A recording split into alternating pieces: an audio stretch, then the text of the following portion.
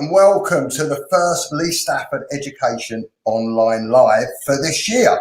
My name's Lee Stafford and I'm going to be one of your hosts today. Guys, please let us know how you're feeling today. Put a little emoji in our comments so we know how you are. There's Lisa Lewis there. She's saying hello, everybody. Hello, Lisa. Claire Richardson. Hello, Claire. How you doing? We've got Amanda. Hello, Amanda. There's Georgie there. Fantastic. Any more emojis, guys, to let us know how you're feeling this Monday? It's Monday, isn't it, Rory? It's Monday. I think so, yeah. I'm pretty sure. and like always, guys, there's no such thing as a silly question today. Any questions that you have on the technique that Rory's doing, anything to do with your hairdressing career in general, anything to do with the industry. If you've got any questions, then we're here to help. So please just keep them coming. Without further ado, I'm going to introduce Rory to you. Now, Rory has just opened his second salon. He's also a private educator for Redkin, and he's a top talent. So over to you, Rory, to explain what you're going to do for us today. Perfect. Thanks very much for that, Lee. And yeah, good morning or good afternoon now it is, everyone. Hope you're having a good day. And welcome to this Masterclass Live. So as Lee said, I don't need to tell you much more about myself. Just tell you my background there. But one thing I would say is, one thing I'm teaching you today is some styling. And I do love styling. I think styling is such a great tool and asset to have as a hairdresser. A lot of the times we sometimes rush into wanting to be an amazing cutter, an amazing colorist. But the basic fundamentals of styling, one, can get you out of some tricky situations, and two, just makes you a really confident hairdresser. So I'm very aware that maybe a lot of you are just starting along your hairdressing journey. So really, really take on board and enjoy the styling recipes we've got in Lee Stafford Education, because there's some great recipes there that are not only fun to do, going to allow you to create some really good looks, which is good when you're an assistant or just a level 2, level 3, because it gives you something you can do in a salon, but also it's going to give you a really good foundation for hairdressing as you move forward with your hair. So what we're going to go through today is one of the recipes, the Twisted Tong, which is a really beautiful but simple recipe. But there is a lot of information, even in something as simple as that, and we're going to explore that today. We've put a little twist on it just to kind of show you a different way you can use it. But at the same time, you can kind of use it as simple as it is, use it with a twist, but the main thing is to understand the fundamentals of what we're doing. So yes, so we're going to do the Twisted Tong, but with a chopstick styler today. So for anyone who doesn't know what the chopstick styler is, this is one of Lee's stylers. It's just a bit thinner than the one you'll see us using in the video. So we'll talk about in a little bit why the difference in the thinness, what this will create. And also it's a little bit more of a square rather than round barrel. So again, all of these are things that are just going to make a slightly different end result to what we would get on the standard Twisted Tong.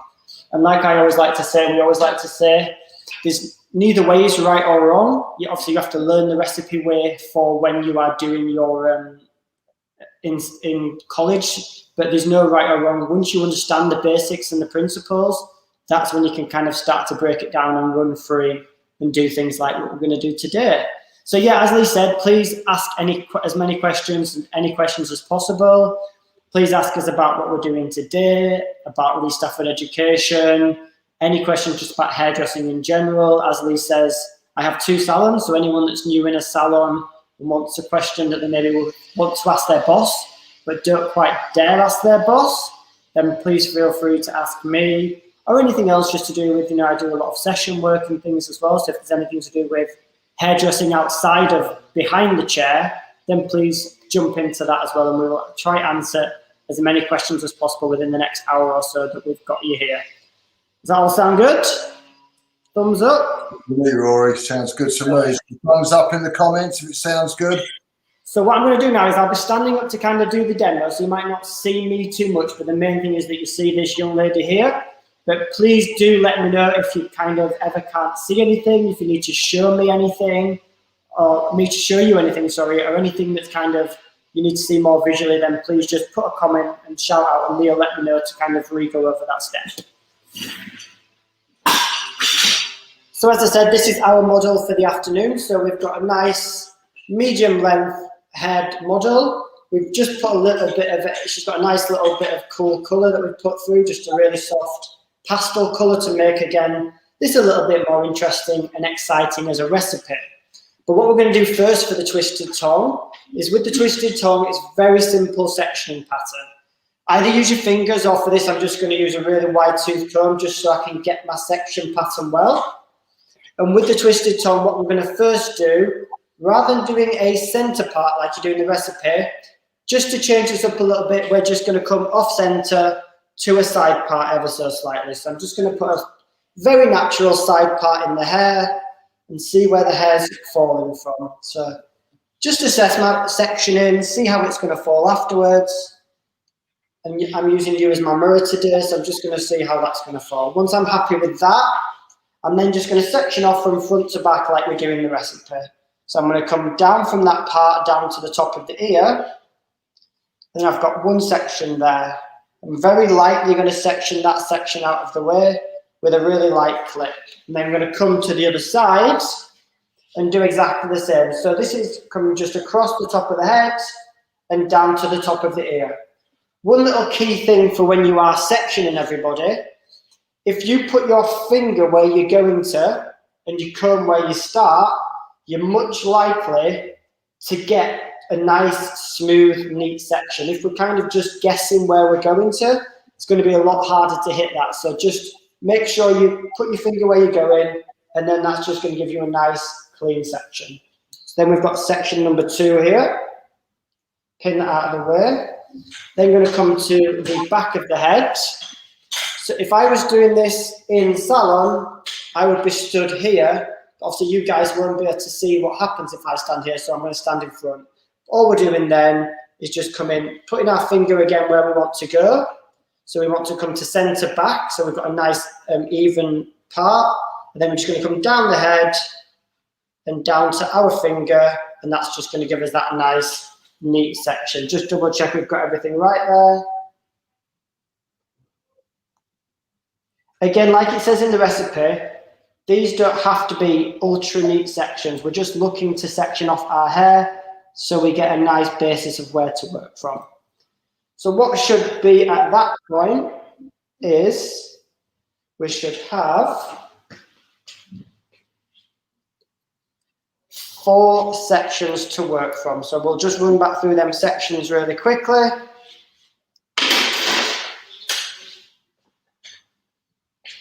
We've got our section on this side on the centre part. We've got our section on this side that's the bigger side of centre part. So 2 sections from the front of the head and then through the back. Exactly the same as in the recipe, straight down the back, section, section. Is that all good for anyone? Any questions so far, or anything that anyone's worried about? Or would we say we're happy to continue? Yeah? Good, perfect. If there is any questions about the sectioning, please feel free just to give me a shout as we go. So what we're going to do first is we're going to start in these back sections. So I'm going to take one side down, so I'm going to take this side down, and I'm going to take my first horizontal section across. Then just going to loosely pin the hair up out of the way. So just for everyone also know, I prepped the hair with the Lee Stafford salt spray. So the Lee Stafford salt spray is a really good thing to use when you're going to be doing any blow drying or any styling, because the main thing about it is it gives us a really nice texture to what we're doing. So the main thing when we're styling, we need to build texture into the hair. Either we want soft, luscious texture, maybe if we're doing a really soft blow dry, or if we're doing anything like waves, hair up, we want something with a little bit of grit in the hair so we can really get a malleable feel to the hair that we can work with. So a really good product to use is the Lee Stafford salt spray. It's just going to give us a nice soft texture, enough grit in the hair at the same time to be able to have some movement within the hair.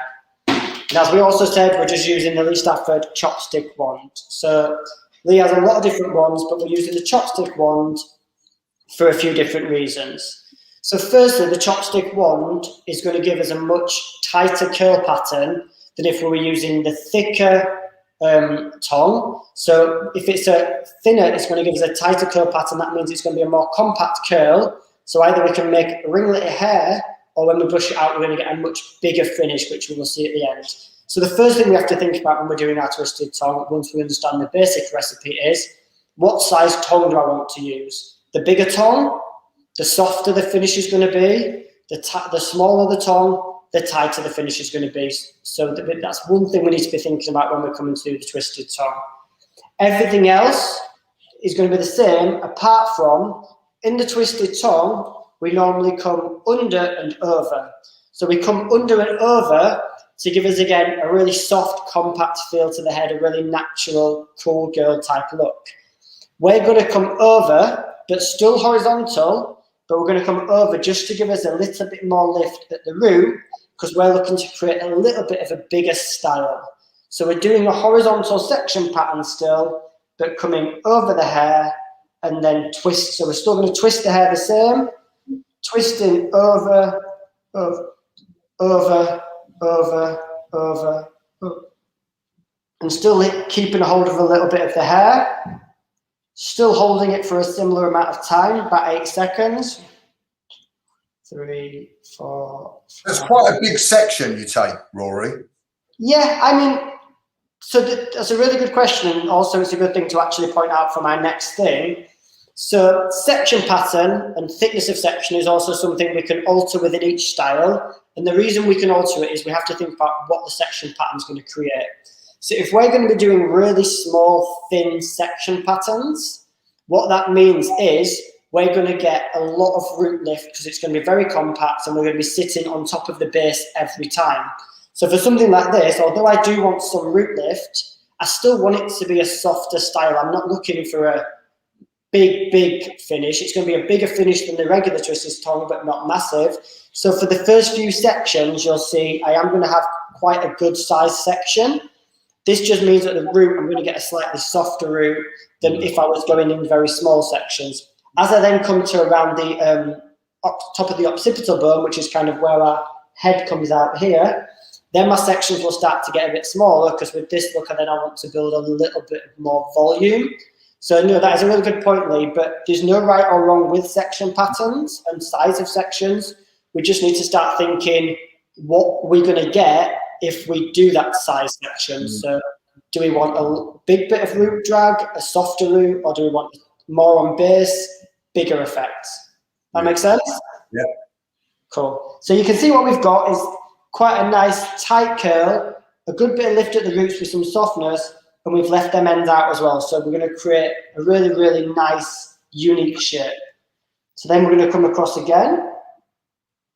And by the way, Lee, as I'm working up the head now, if there's any questions coming through, because this is going to be a lot of repetition until we get to that occipital bone. So if there is any questions from anyone, feel free to give them a shout over.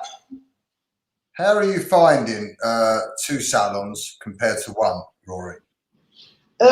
It's much harder. So with me, the other thing that I probably find different and a little bit more difficult is I only work in one of the salons. So my second salon, I've got a manager in and I don't actually work in there myself. And I definitely do find it's harder to manage a salon remotely when you're kind of just working in terms of just, I call in from time to time, we're on a WhatsApp group together, but I'm not in the salon day to day. And I do find it very different and then also sometimes very challenging to install all of the things I want when I'm not there all the time.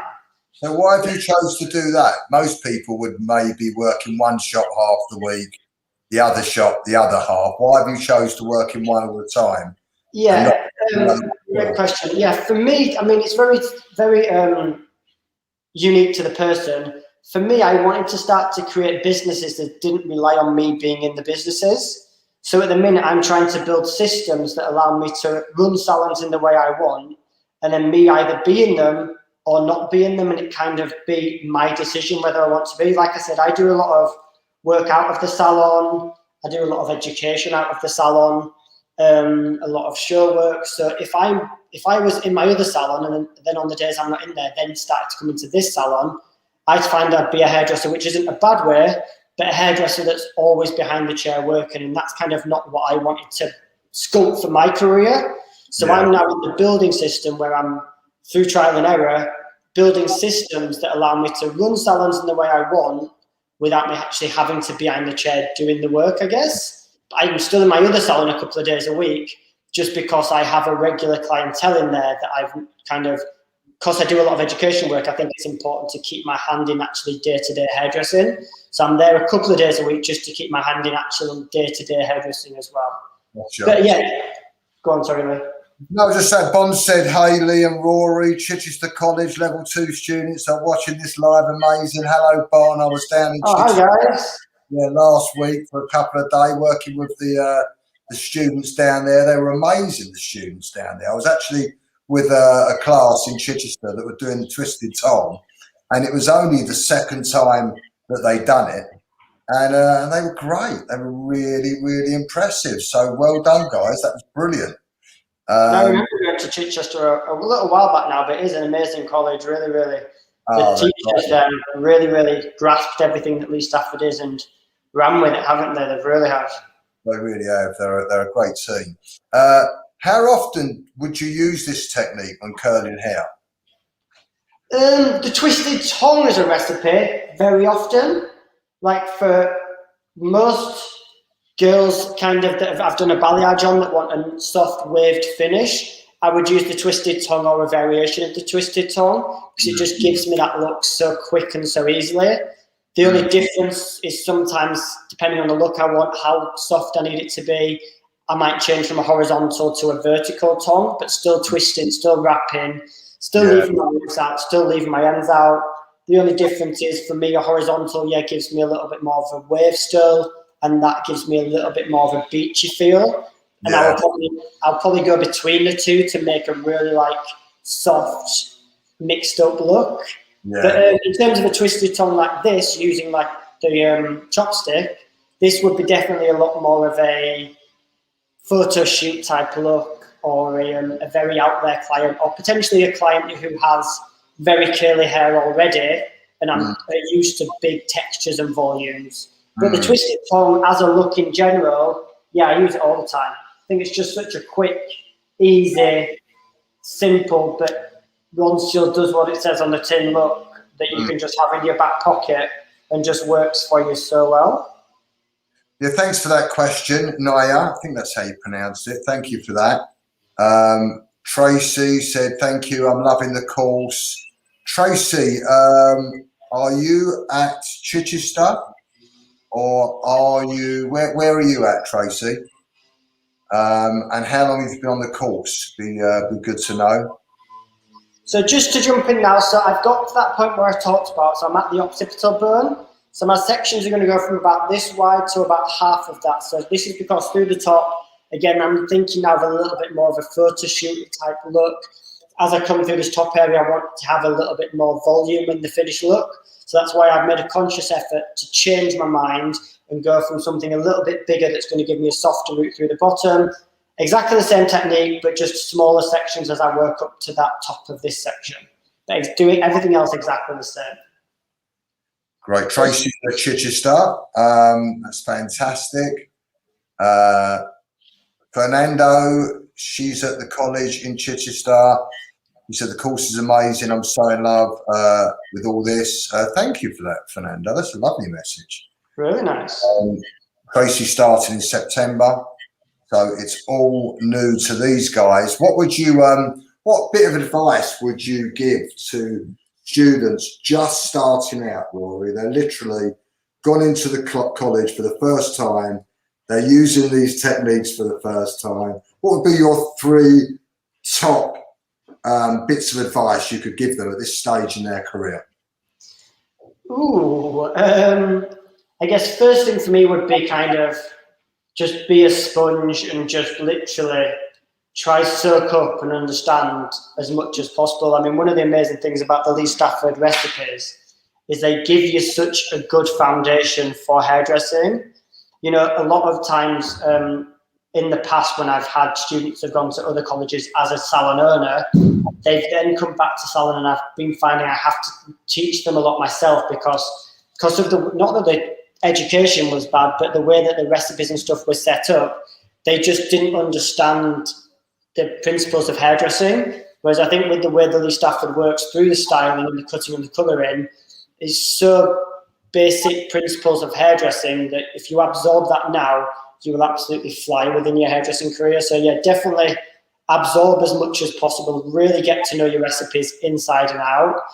Secondly, I would say kind of hairdressing is not just a 9-to-5 job. So if I was you, I would be on Instagram, on YouTube, on everything, and just really kind of fully delving into the world of hairdressing, because it's really exciting once you do that, because a lot of people that come into hairdressing, I think, just think they'll always be working in a salon behind a chair. And I'm not saying that's a bad thing to do, but as you know, Lee, and I know, there's so much other things going on in hairdressing that you can get involved in, whether it be shows, education, whether it be doing competition work, whether it be doing bridal work, whether it be doing fashion work. You know, there's so many, and I mean, so much more than that. There's so many different things to be getting involved in that once you start to really look into hairdressing, you get really, really excited about it, I think. And then the third thing is practice, practice, practice, and don't be scared of getting things wrong. I think is another massive thing. We've sometimes come from the world of schooling where we're really taught that we need to get everything right all the time, every time. But in hairdressing, and particularly in Lee Stafford, you know, we believe that it's okay to get things wrong as long as you understand why it's gone wrong and you debrief why it's gone wrong. And the next time you come to do it, you actually understand what's happening. You get it less wrong. You might still get it a bit wrong, but you get it less wrong and you've taken the lesson from it. So I would say, yeah, finally, don't be scared to get things wrong. It's better to just have a go and really start to understand what you're doing more than anything. They would be my top tips. Brilliant, very insightful. We've got a message here from Christian Ray. He says, hello, Lee. What made you want to work with colleges? That's a good question, because I was always very involved in the private sector of education, very much what Rory does when he's not working with Lee Stafford Education, and that's working with brands, you know, and people pay for the courses. You know, and you know, I went around the world doing that for many years, you know, as an ambassador for Redkin, as well as training my own people, but didn't have that much to do with the college sector for many, many years. The only thing that, the only kind of involvement I had with colleges was, you know, trying to employ people from college. And around my way, where I came from in Essex, you know, 25 years of owning a salon, and I never employed a stylist from college. Have you ever employed a stylist from college, Rory? Only I've ever had apprentices that I've sent to college to get their qualification, but done the training myself, if that makes sense. Have you ever had someone that's come from a college, done level 2, level 3 from your area, and you employed them as a hairdresser in your salon? No, never. Why is that? Have you had people come for interviews? Say that again. Have you had people come for interviews from college wanting to? Sometimes. I just find that for me personally in the past, and still sometimes with the colleges that are in my area, unfortunately, they're just not of the standard to be working on the shop floor. They're still, for me, very much at a level 2 beginner's level. They know a few haircuts, but not very confidently. They know a few pieces of colour, but not very confidently. But they have a very real expectation of they are now a stylist that needs to work on the shop floor and everything that comes with that. Mm. Whereas for me, by employing an apprentice, they still have the mindset of there's a lot to learn. So yeah, I've just never come across a level 2 or even level 3 stylist who have actually walked in, I've felt they've got that, they've done a trade test, and I've been like, you know what, you are good enough to now be working on the shop floor. But I mean, if I had a Lee Stafford College, I'm sure that would be different, because I've seen some of the standard, particularly the level 3 stylists. And with the recipes, I know very easily they could start to build up a column. And I also do know that the last apprentices I have had, I've used the Lee Stafford methodology with them alongside their own college stuff. And I've then seen them on the shop floor at the end of the level 2, level 3. And it's just the Lee Stafford stuff they're using. They're not using the other college stuff. And they're building strong clienteles very quickly through using that methodology and them recipes. Yeah, I was the same as you. I never employed anyone from college as a hairdresser in one of my salons. And I know there are exceptions to the rule. My experience, I just thought, in my area, young people were being let down a little bit. I started approaching colleges to see if we could partner together, see if we could work together to, really try to get young people industry ready when they leave college. And that's the whole mission and purpose of Lee Stafford Education, trying to, share with young people, real strong techniques, relevant techniques that they can use in the commercial world and hit the ground running. So I hope that's answered your question, Christian, and I hope you guys are enjoying the Lee Stafford Education recipes. What are your thoughts so far on some of the recipes that you've been using, guys? Whether you're on level 2, level 3, it'd be great to hear your thoughts. So just to let you know also, I've finished section 1 and I'm on section 2 now, but this is exactly the same methodology. So same as section 1, horizontal tongue, wrapping over with a twist and leaving the ends out. When I get to the occipital bone, which where we talked about is that bit of where the head comes out, it then comes to slightly smaller sections, but everything else is the same, still twisting horizontally over the section, leaving the ends out, and I'm just going to work all the way to the top again. Just if you're wondering what I'm doing. Amanda's just said, is there any reason you don't take anyone from college? Well, I think the experience that me and Rory had, and I know there are exceptions to the rule, Amanda, most definitely, but the reason why we didn't take students from college in our area was because they just wasn't industry ready. What you would normally do as a salon owner, if you're looking to expand your team, is you'd have an interview with somebody, and then you would you'd see what they can do. You'd look at their work, and the work needs to be at a certain level before you would feel comfortable, or we would feel comfortable. Having you working on the floor. We know that it's always going to be a leap of faith to a certain extent the first time that you ever do a client on the shop floor or a paying client anywhere. But you've got to be to a certain standard. You've got to feel reasonably confident that you can deliver. Yeah. And you also know as well that even when you employ a stylist of 5, 6, 7 years, there will be things you still need to work on with them. Still might be parts of their arsenal that they do need to strengthen up on, whether it be the cutting, the colouring.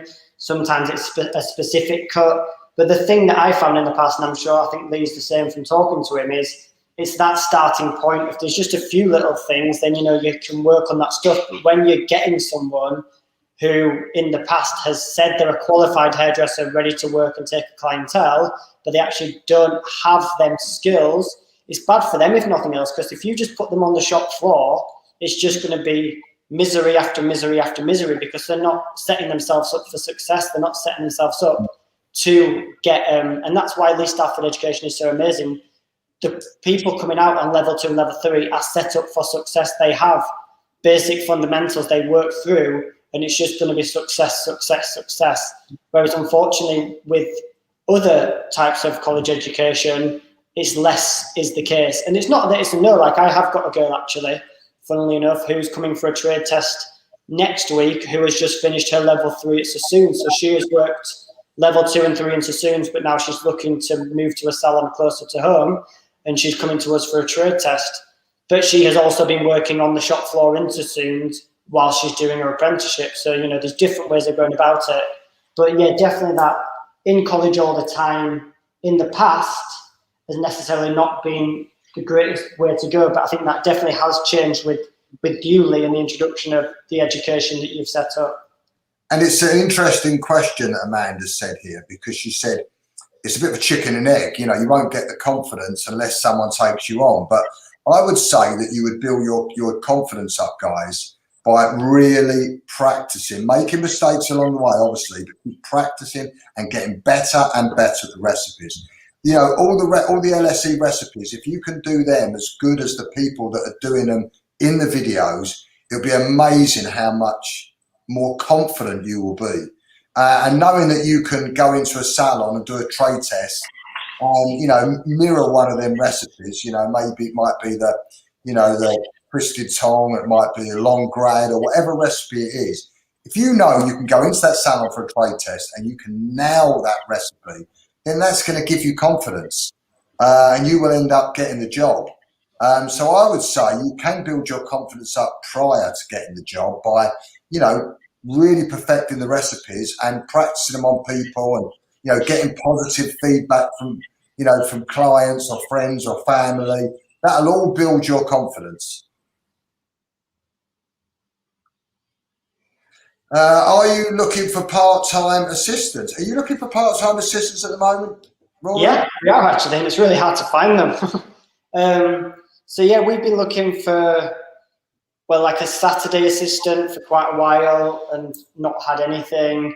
We've also been looking for like an apprentice assistant, and as I say, not had anything really. I mean, normally we just reach out in the local community or reach out to local colleges and just see if they have anyone who is looking to get on an apprenticeship scheme that needs a salon to base them, and then normally have quite a few interviews. But at the minute, I don't know what it is yet, but we're not having any interest really.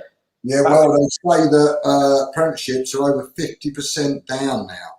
Really? Wow. Yeah, in hairdressing. So, salons in general are really struggling to recruit apprentices and hairdressers at the moment. Why do you think just less people coming into the industry, or do you think it's? I think that there is less people coming into the industry at the moment, which means a real opportunity. Oh wow! Yeah, it's in it. Amanda's just asked another question. She said, "Would you recommend a part-time job in a salon while doing the course?" 100%. Any experience you can get. There's nothing that can teach you what it's like working in a salon on a busy Saturday, how it works, understanding everything from when that client walks in the door to that client journey and how it's going to make an amazing client journey for that client. Seeing stylists that are experienced, mixing colours and things and doing consultations, and even if you're not even doing any hair, just being able to watch that and absorb and listen and learn, then there's, that's type of knowledge you can't, it's got so much value to it. So yeah, I would say 100% personally, in my opinion, part-time work in a salon would be a no-brainer. Absolutely. I mean, that kind of experience would be brilliant alongside a college course, wouldn't it? Because what will also happen as well, because it happens on busy Saturdays, is that client that's going to walk in that's going to say, is anyone free for blow dry? And all of the stylists are full. And if you know your Twisted Tongue or your big bouncy blow, you can just go, I'm happy to do it. I'm confident to do it. And from it just then being a part-time job, you're then on the radar for that salon owner to be like, well, maybe it might be something interesting here in terms of for you getting in and actually having a job with us. Yeah, absolutely. I think that if any of our students can go into a salon and can do the Twisted Tongue, wrap dry, big and bouncy really well, then there's no doubt about it, the stylist will have them on the floor working with them in no time, wouldn't they? No time. Yeah. And that's a good question from Christian here. He says he's having a bit of a challenge with the big and bouncy. What kind of challenge are you having, Christian? But what's your view on the big and bouncy recipe? And what do you think the biggest challenge is, Rory? I mean, for me, the thing with all of the recipes, for me, when it comes to these Stafford recipes, is you just need to, if you're having challenges with them, and I even know this because obviously when we first came through it, obviously we watched Julie and we had to learn them ourselves. And it's just using using all of your resources. So it's watching the videos in broken down sections over and over, as well as at the same time having your booklet out or your PDF if it's on the laptop and referencing it at the same place. At the same time, then having your mannequin head in front of you and just doing that section by section by section, and taking it in bite-sized chunks. Even sometimes we struggle when we're learning because we try to look at the whole thing and we need to get through the whole thing. Whereas sometimes if you're struggling with certain bits, just break it down to that bite-sized chunk of what is it about the big and bouncy that you're struggling with. Is it something to do with getting the elevation? Is it something to do with where your arms are?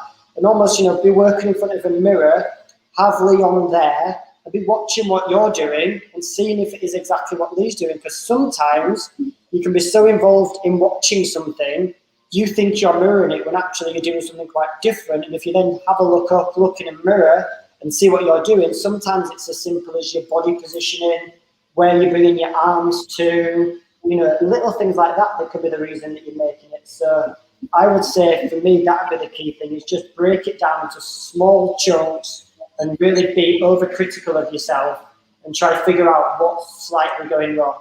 If there is a particular part of it, then yeah, maybe give one of us a shout out, and we might be able to help you a bit further with that. Yeah, Christian's just said, I've mastered the sectioning and the technique, which is, half the battle, Christian. I just need to practice to make it perfect. And that's so true. I mean, I was in Chichester, like I say, last week, and it was the second time these guys had done a Twisted Tong. I mean, of course, it's not going to be as good as when they've done it 100 times, but they were beating themselves up a lot. For me, looking at them, only doing it twice, I was like, wow, that's really impressive for your second time.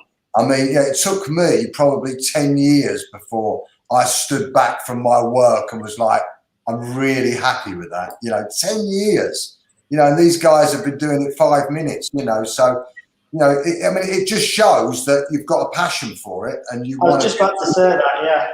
I love a hairdresser who does beat themselves up when it doesn't go 100%, because to me, that straight away tells me that hairdresser absolutely loves what they're doing.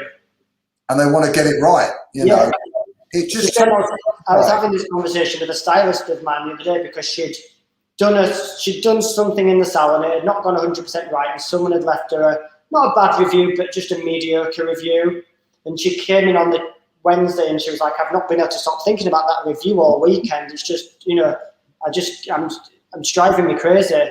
And for me as a salon owner, I said that's, although obviously, we've already debriefed what happened and what we'll do differently next time. But for me, it's one of the best things in the world for me to hear that from you, because I know how much you love and care about your job. If you'd gone home Saturday night, didn't think about it, and came in next week, whatever, it's fine, but you're not the passionate hairdresser I want on my team. The reason I've got you on my team is because you're so passionate and love what you do so much that it has gone home. I mean, obviously, I don't want you to be all weekend feeling horrible, but a part of me is almost a little bit happy that you have, because it's exactly as I would be, or anyone else I would want working around me to be. Now, this is a really good question. What would you look for in a new hairdresser who's just finished college? I will answer that in 1 second. So I've just finished the back 2 sections now. So as you can see through the bottoms, we've got that little bit softer. Then as it gets towards the top, it gets nice and a little bit tighter. So now we're going to come into the side sections. And like we remember in the recipe, we're going to work horizontal. Again, slightly bigger section, work into smaller sections. And the same as on the recipe, on the front, we're going to work away from the face. So just to keep you up to where we're doing on the actual recipe itself. What would I look for in a new stylist? For me, it's attitude all day long. I can all day teach technique. I can teach that part of hairdressing.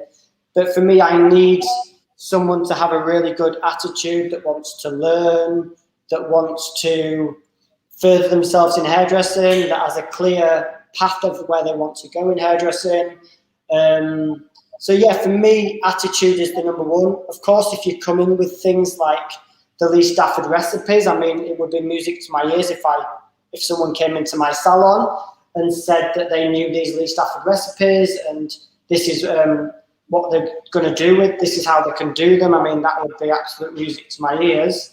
But definitely the thing you can't train and you can't teach is having a really good attitude to how you come about work and what you do with work. So I would say, yeah, definitely number one thing I would be looking for a hairdresser who's just finished college is their attitude.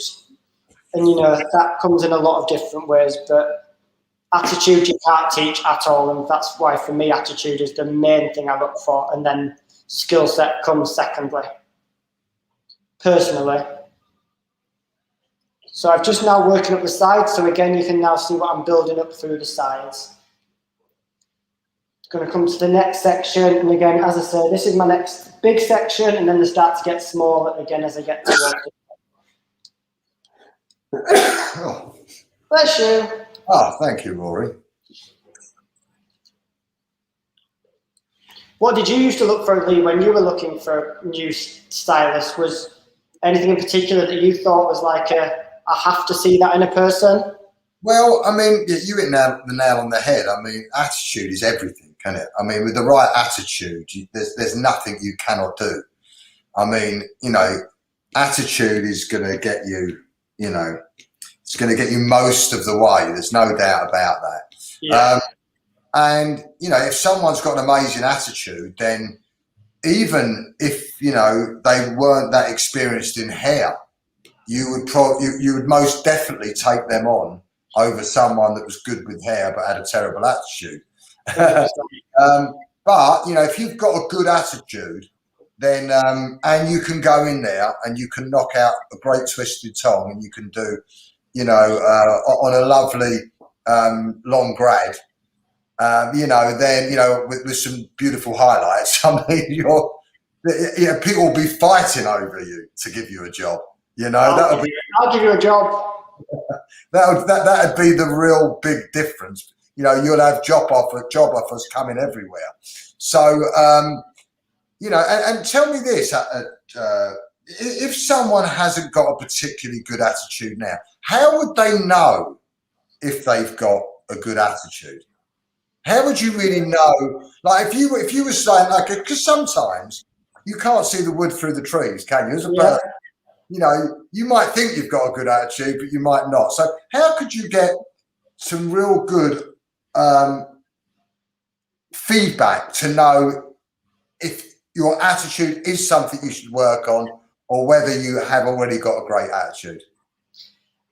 For me, I mean, part of it, you could try to change your attitude. I guess it depends on if that's what you want to do. Like you said, sometimes people who don't have a good attitude, one of the worst problems is they think they do have a good attitude.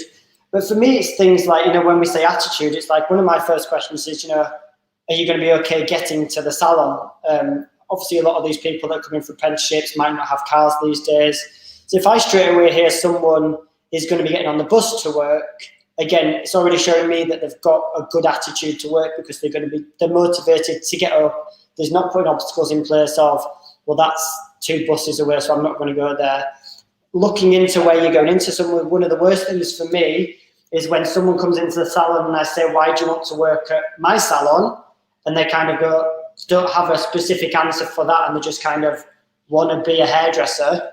Then for me, again, it's a little bit like, well, do you know, your attitude really should have made you at least have a look online, see what the salon ethos is, see what it is about the salon. And, you know, there's so many different hairdressers out there. Why is it about so many salons, out there? What is it about our salon that you want to work at? And then also I will ask questions about, you know, why do you want to be a hairdresser? And again, if it's just the basic answer of, you know, I just want to be a hairdresser, then that's fine. But it shows me a different attitude to someone that says, you know, has an answer that comes from passion and where, you know. And maybe from research, maybe. Yeah, research into their favourite hairdressers, or, you know, now with Instagram, there's so many like trends out there and things, you know, and research into, we don't need you to know everything about hairdressing, but if you came in telling me that you loved Vidal Sassoon and why you loved him, then I would be like, yeah, that's my type of hairdresser. Or even if it's a colourist and you told me why you love Tracy Cunningham and the work that she does, or, you know, something like that. Again, it shows me a different attitude to someone that just comes in and says, well, I just want to be a hairdresser, you know, just like playing with hair. Just, It's a different, to me, it just sets you apart and shows me your attitude. So now we're sort of post-COVID. How are you finding life in the salon now, as far as, you know, masks or sterilisation, or, you know, what's going on in the salon now regarding all of that? So for us in salon, I mean, like most hairdressers, and I think this was one of the most frustrating things for hairdressers, was we were one of the most affected industries when it came to COVID. We were shut down for, I think, in total about 8 or 9 months out of a 12 or 13-month window, when at the same time we are one of the most sanitised, clean, cross-infection thought about, health and safety thought about industries there is. So it was very, very frustrating to kind of be shut down for that period of time for things that we, when we do all this stuff all the time. But yeah, for me now, day to day in the salon, so we're still keeping up the practices of, antibacterial wipes, wiping down all the time after clients. We're still got hand sanitizer on the desk. We've, as a salon, chosen to come away from masks, but have a note that if a client wants to wear a mask and wants us to wear a mask, then we will more than happily do so. We will also make sure that every station has a hand sanitizer that both the stylist and the client is going to use. We always also have hand sanitizer at reception that everyone needs to use as they walk in, just so we're not carrying anything into the salon. But then it's the same things what we always do. We're still using barbicides all the time, to help with cross-infection. We're how often would you clean your brushes? Because between clients, because when you put a brush in someone's hair, it's got to be dry. Well, not all brushes, but if you're brushing out someone's hair that is dry, once you brushed it out, if you're constantly washing it in between, you've got to get it dry as well. I mean, how often are you doing that? How often are you sanitizing? One of the best things that I find that we use a lot now is, and I don't know if it was around before when I never saw them or it was invented for COVID, was these dry antibac sprays. So it's a bit like what you spray your clippers with, like the antibacterial clipper spray. There's a much more dry spray, so it's not leaving any grease or any dampness on the brush, but it's just giving it a quick disinfectant before you then go on to the next client. And then I would say brushes are washed in an evening time. But you can't be washing, particularly like you said, you're dressing out brushes after every client, because then you'd be stood with the hairdryer for 5 minutes, because just a tiny bit of dampness on them can ruin the whole wave that you've just put in or whatever you've just put in. So I would personally say we are washing brushes on an evening, but then using the dry antibac sprays, in between clients, the same way we just give a quick spray over all of the chair between clients and things like that as well. So everything is getting disinfected between clients, but very quickly. And how much is it of a no-go to have hairs in brushes between clients, i.e. it's not that client's hair that you're putting the brush through? Yeah, it's not, it just wouldn't, it's not good these days, for cross-infection, but at the same time, it just doesn't look good. The last thing a client wants to see is one of them round brushes that's just matted with all of the week's hair in it, and then it's coming towards their head. And there's something about hair as well, when hair's on the head, it's the most beautiful thing in the world. As soon as hair hits the floor or is around the brush, it becomes the most manky looking, horrible thing in the world. So the last thing you want when you're trying to give a premium service, make people feel safe in this post-COVID world, is then any reason to be like, oh my God, what salon am I sat in? What is this person putting on my head? So, there's so many little tools out there. I think I've got a Samville one. It's just it's called a hairbrush cleaner, and it's got these little brushes on, and it's got the end that has a pick on it.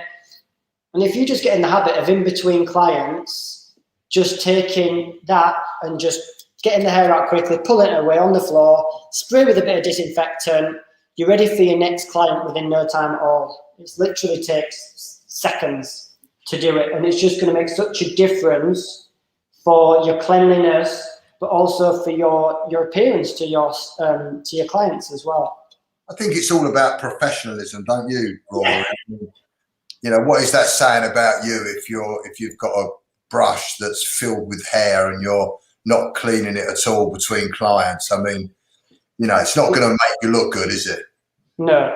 They wonder then, it then makes to start and think, what else is it? If you're serving tea and coffees again, and then they start to think, are we getting, are the cups getting cleaned properly, which is a real worry in these day and age, with COVID and all of that. So it just leads people down a path that they don't need to be thinking about. So I would say, yeah, really important just to practice before COVID and now even more so after COVID, just to practice really good cleanliness in the salon at all times. And that comes to the stylists as well. You know, you have to be leading from the front and setting an example. So we have to be making sure that we're washing our hands regularly. You know, we also were talking a little bit about as well, you know, things like appearance and stuff. You know, no one has the right to tell you in terms of everyone, in my opinion, should have their own style within hairdressing. But every hairdresser working in a salon should have a good level of professional appearance. They should be clean. You know, one of the things we have, you know, if you smoke, then you've got to make sure that you've really washed your hands and use some chewing gum or something afterwards, so you're not putting that onto the client. You know, it's all about giving that professional appearance and professional service that, again, sets you apart from everyone else, doesn't it? And what do you do, Rory? I mean, it's, you know, I think we've all had it from time to time in our careers, but if you're managing a salon and someone comes in and their hygiene is probably noticeable, have you ever had to deal with that before? I mean, yeah, and I think it's something that you really have to kind of step away from the situation and, of course, look at the situation as a whole and think, you know, there might be factors within my stylist that is a reason that they have, you know, bad hygiene, or they're looking disheveled, or, you know, there's things to worry about. So it's definitely, it's not something where you just go in all guns blazing and start telling them how they should look. It's about the same as what we do with everything else. It's about, you know, sitting down with that person and having a chat with them, figuring out what's going on, showing them and understanding the importance of good hygiene, cleanliness. All of my stylists, when they first joined us, you know, that's part of their contract and part of the procedure we talk about is, you know, have to have a good professional image when you're in the salon. So they know that that's a standard expected of them. I'm not springing it on them. But even then, I would still be like, you know, is everything okay? Is there anything I can help you with? Is there any concerns? You know, it might be something happening at home that you're completely not aware of. So you definitely have to sit down and have that chat privately as well. Make sure there's kind of nothing happening within other staff members talking about it. But then at the same time, I then also, you know, would say you've got all of my support, and if you need anything, then I will, you know, go out and buy it for you. But at the same time, I need to have a certain level of hygiene, a certain level of appearance to meet salon standards, because this is the standard that we are setting as a salon. And by one person letting us down, you know, you let the whole team down. So there's definitely ways and means of going about it, but at the same time, it does have to be addressed at the end of the day, in my personal opinion. I mean, I don't know. I mean, it's a very sensitive subject, isn't it? I'd just be interested, guys. How would you like to be approached? If that was you, what do you think would be the most empathetic way to deal with it? I'd love to know your thoughts on that. Christian says, really enjoying the calls. Hope it's not impolite to ask what star sign are you. What star sign are you, Rory? I'm a Gemini. A Gemini. Yeah. Do you follow star signs? I don't, but a lot of people around me do, and so I'm told about them all the time. I'm told I'm not the usual Gemini, whatever that means. Yeah. For me, a Gemini was just like a two-person, but yeah, apparently I'm not the traditional Gemini, but I don't know much about star signs apart from my star sign knows. What are you, Lee? I'm a Libran. And are you a true Libran? Well, actually, you know what? I mean, my mum was really into star signs. She's no longer with us, unfortunately. And now I'm sitting here thinking, are Libras balanced or unbalanced? I think that the scales would indicate they're reasonably balanced, maybe. But I've forgotten what a Libran is, to be quite honest with you, mate. Yeah, it's not something I know too much about myself. But I mean, it's interesting stuff, isn't it? Oh yeah, it's very, very interesting. And when you speak to someone that is into it, it's fascinating because they always kind of hit it on the head, don't they? Yeah. You know. Or when you say I'm a Gemini and you go, ooh, really? Exactly. So this is interesting because you've followed, the exact same pattern. Whereas what you were saying earlier, if you'd have done this so that, because you've got a real, when we've got this vision of that hair there, you can really see the flow of it. It's all going in exactly the same direction, which is going to have a big impact on the finished look. I.e., if you did that so that every section was going in a different direction, it would be a much more random kind of, wouldn't it? Yeah, and like we talked about, so in terms of, for me, if I was doing this kind of, for that balayage look, where you get that soft, beachy wave type thing, the twisted tongue, but with different positions, some vertical, some horizontal, some one way, some the other way. What we're looking for there is real randomness. So what it's meant to do is almost create, the whole trend of balayage, lived in colour, lived in waves, is that, we want hair to look like that girl has never visited the hair for colour and never visited the hair for style, and she's just been on the beach for ages and she's got out to sea and her hair's dried, and that's what it's created. That's kind of the trend, really, the Australian LA type look. So that's why for them type of looks, we use randomness, because we want random finish and natural finish. Whereas for this, when we're doing something a little bit more avant-garde and a little bit more dressed out, sometimes by putting structure into it, that's when you then see the difference and you see things kind of elevated and brought to another level, because they, it's not natural for hair to structured all go in that same type of pattern. Yeah. That's the same way as like when we did, like, if we want a vintage wave, which we would wave the curling all the same way, then we brush it out, we get these big waves, but they all sit together, so it kind of gives us that real glamorous finish. That's because it's a real structured finish.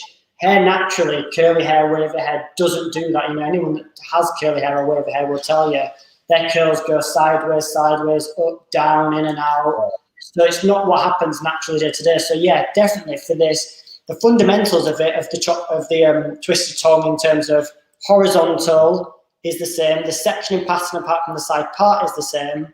But then little tweaks of coming over, keeping everything structured, building more and more volume to the root as we get to the top, and obviously using the chopstick has given us a very, very different look, but still using the very simple basis of the twisted tongue. And now we're just coming to the front sections, and we're just going to take these off of the face, but coming over the top again. And this is where the tongue comes downwards to make it easier for us to get in there as well. So what do we all think, because I'm coming towards the end now, when I then start to comb this out, what type of look do we all think we're going to be getting? Do we think it's going to be a real soft look? Do we think it's going to be a big look? Be interesting to see, for the people that have started to do the twisted tongue and maybe are thinking about tongue sizes and curl patterns, if we can start to imagine in our heads, because I think that's a really good thing to do. And I do it a lot, particularly because I do a lot of cutting. I do it a lot with cutting, is, really looking at something, and before I do it, really trying to work out what is going to be the end result. And then that tells me how much I understand what I'm doing. Like if I'm closing a pair of scissors and I don't know what's going to happen after I've closed the scissors, I'm taking a bit of a gamble. Whereas it's the same with this. If I don't know what I'm going to, if this client had just walked in off the street and asked me to create a certain look, I need to understand what I need to do to create that look. And to start that process, a really simple way of doing it is when you see other people doing stuff, before it's finished, start to think, well, they've used that section pattern, they've used that section size, they've used this, they've used that. I think this is what it's going to look like at the end. Just to let you guys know that next Monday, we're going to be doing same time at 2:00. We're going to be doing an LSE Masterclass with Liam Fry, and he's doing a big and bouncy. So he's going to be putting a spin on the big and bouncy, and all the masterclasses that we're going to be doing for you guys on a Monday are going to be classic LSE recipes with a twist. For example, exactly like Rory's doing today. This is the Lee Stafford Twisted Tong, but Rory's using a chopstick tong, which is going to give us a very different look, but with the same technique. And that's what we're going to be doing on all these online masterclasses. We're going to be using them classic recipes that you're learning in the college and just showing you how you can kind of stretch them and squeeze them to give you guys lots of different looks using them classic recipes. And we can only do these looks as well, can't we, because we have first understood to the nth degree the Twisted Tong as a recipe. And it's like, I can't remember the exact line you said, but when you say in the videos, once you know it, that's when you can then break it and have all the fun in the world. But, the reason I can twist this up and Liam can break down the bouncy blow and do something really cool and different is because we know them recipes inside out. And then that makes it so easy for us to be able to tweak them. And that's kind of when your world becomes endless in what you can create, because, you can do exactly what you want to do from understanding the recipe. Absolutely. And we're great believers that, it's all about trying to copy it first, trying to copy the classic recipe, because once you can copy that classic recipe to a Michelin star standard, our Big Ten, then you really understand the recipe, and if you can mirror that recipe every single time, you really know the A to Z of getting there. And once you understand that technique as well as that, then it's really easy to think, okay, well, I'm going to stretch it or squeeze it or, just mash it up to give you something different, but the art is, to begin with, is just copying the classic recipes and getting your technique strong. Yeah, I would never be doing this until I knew I could nail the Twisted Tong, Big Ten, time after time, and not have to think about it. That's when I then start to think, right, what can I do to play with it and make it a bit different now? So as you can see, the last few sections we've just taken on a slight difference. So the tongue was on a slight vertical, taking them away from the face, and then we've then done exactly the same, taking it back out, and then all I'm going to do now is just spray a little bit of a light hairspray and just leave it to set just for a minute or two. And the reason we let it to set is because what the way that heat styling works is we've put heat into the hair to change the structure of the hair. So if I start to comb this out straight away, these last few sections that are still warm, I'm going to comb them out too quickly, and then front will collapse much quicker than everything else. So I need to make sure that all of my hair is completely cool before I start to brush it out. Otherwise, it's really going to affect my end result here. So that's another thing we need to think about. The same as when we're doing our waving or even putting volume into our blow dries. Bouncy blow dries, if you put that root lift in, make sure it's completely cool before you start to run your hands through and take it out. When you put your waves in, make sure it's completely cool before you start to take them out, and then your client will get a lot more longevity from that styling. Good tip. How long would this normally take you to do if you wasn't talking, if you just had your head down? 15 minutes. Yeah. Obviously, it depends on thickness of hair texture. If the client had come in with the hair prepped already, or if I would have had to blow dry it first as well. But yeah, if I had medium texture, medium thickness, I would say no longer than 15-20 minutes maximum, just because it is literally just such an easy, simple technique. So, most salons probably give 30-45 minutes for a blow dry, even if it's 30 minutes. 20 minutes to put it in, a couple of minutes to let it cool down. It's pretty much cool already. A couple of minutes then to comb it out and finish it. You can still do it easily within half an hour. Yeah. And does this work as well on straight hair and naturally curly hair? Yeah, I think with natural curly hair, you always find when you put curls or texture into the hair, it lasts longer just because that memory's in there. So as the hair's starting to have things like, heat in terms of from the hair, dampness put onto it. Straight hair wants to go back straight, whereas curly hair wants to go curly. So, for this type of look, curly hair, it would last a bit longer on maybe. But that first style for the event, this client could have had everything from complete straight hair to extremely curly hair, but you wouldn't have been able to tell the difference just because of how we've styled it and finished it. So what I'm going to do now is I've checked and everything is really cool now. So I'm just going to take a really, really big wide tooth comb and I'm just going to start to comb everything out. And now, as I said, this part is the part that's going to be creating what I would almost say like is a bit more avant-garde style hair. But again, big combs like this are even great for when we've done a regular twisted tongue. Afterwards, if you want to break it up a bit further, just taking a comb through. If it's completely cool, don't worry about then putting your fingers through, putting a comb through, because you've done the work, you've put the style in there. It's going to stay. Have confidence that the work you've done is going to make it stay. Because one of my pet hates is when you've seen someone wave something and you can tell they're so worried to put their hands in because they're worried about the style going, and you can just see these individual waves all over the place. The nicest thing is to really get your hands in, mess it up, comb it out, and really make it look either very natural or like this is going to be something a bit bigger and a bit more candy flossy. So all I'm doing is just working through the hair, starting from them underneath sections, which are a bit softer and they've got a little bit more length to them. So this is all just a little bit softer with a little bit more length to it, and we're getting that real candy flossy feel, making sure I'm not missing any sections. Then I'm coming up through the back, looking at what it's creating. So if you run your fingers through this, would it be a slightly different look? It would.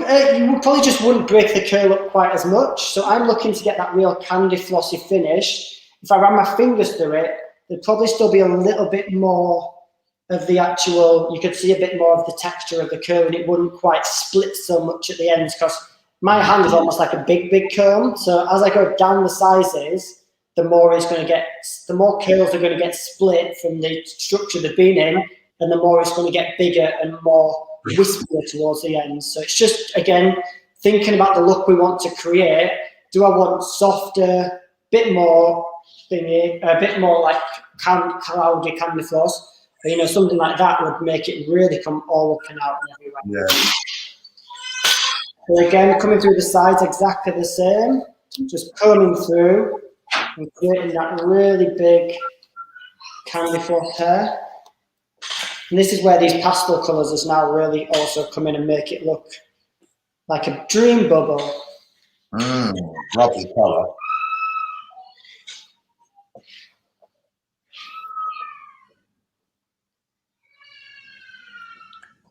And now this is the fun part of the hairdresser. This should be the fun part where we can visually see what's happening, and we start to then just play with it ourselves and really just have some fun and create whatever we want to create. So, if this was a photo shoot, we could make this as big as what we wanted up here, really get some hairspray in there. And I'm going to take a couple of pictures afterwards. So what I'll probably do is take a couple of pictures and show you how we can make this so big and fluffy, but you've still got the structure of all the curl in here at the same time. Sometimes it's a little bit harder to see on the... I think a lot of people are quite frightened to get in there with a comb and comb it out, aren't they?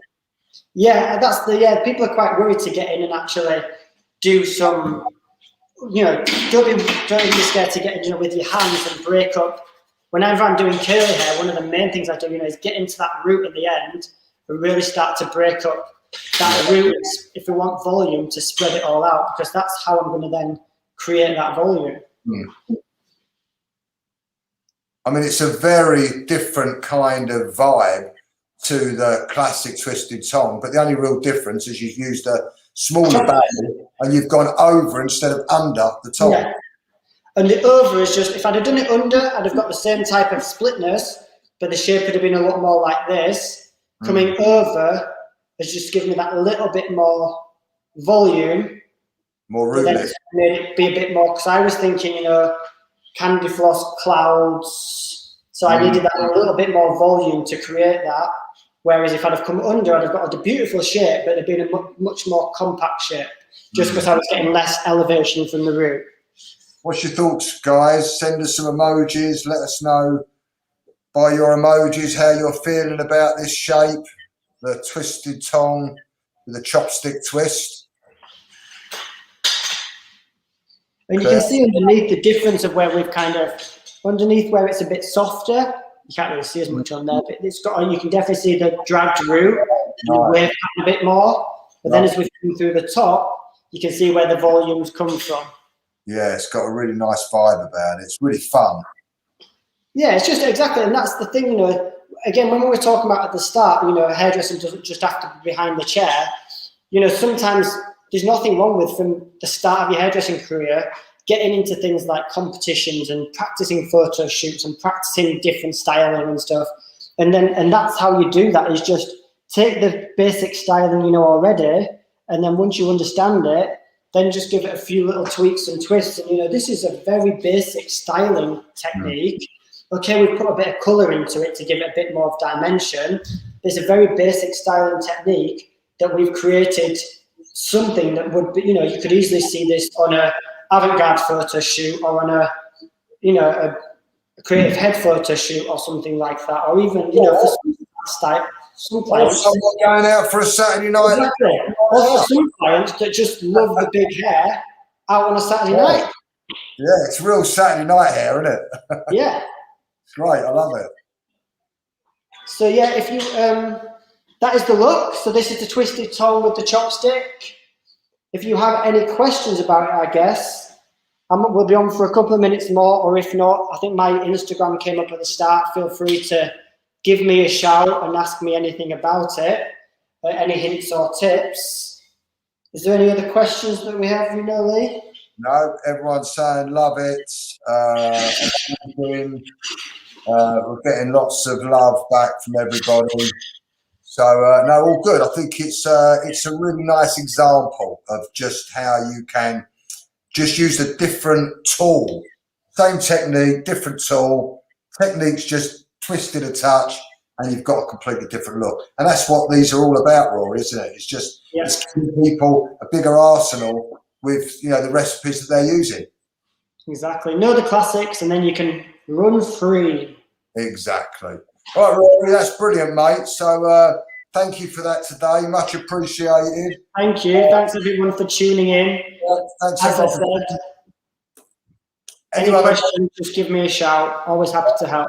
And me as well, guys. Lee Stafford Well. If you've got any questions after this, you can always DM or message me and Rory for anything that you might want to know. Next week, 2 o'clock, same time, it's the Lee Stafford Big and Bouncy with a twist. So we look forward to seeing you then. Have a great week, everybody. And we'll see you next week. Take care. Thank you, guys. Thank you. Bye-bye.